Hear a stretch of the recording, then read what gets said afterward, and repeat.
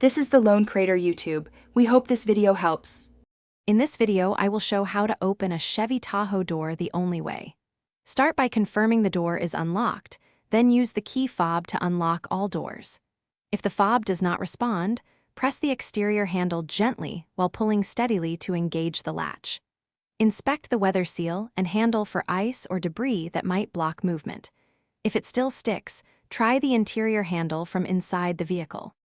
Get prepared before you try to open the door so you avoid damage and frustration. Replace the key fob battery if the remote seems weak and keep the physical key accessible for manual entry.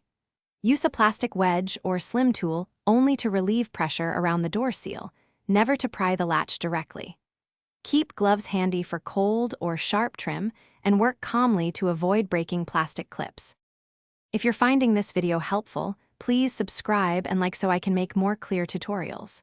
Quick recommendation: the Oala water bottle fits easily in your cup holder and keeps you hydrated during roadside checks, making cold or long vehicle work much more comfortable. It's lightweight, leak-resistant, and easy to carry. Check the description for the link and other deals. Now let's get back to the video. Follow a predictable sequence to open the door reliably and avoid costly repairs. Unlock all doors using the key fob, then try the exterior handle with a steady pulling motion while watching the latch gap. If the exterior handle does not release, use the interior handle to reset the latch mechanism safely.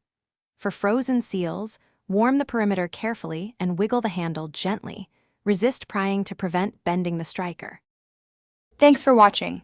Consider subscribing if we helped you.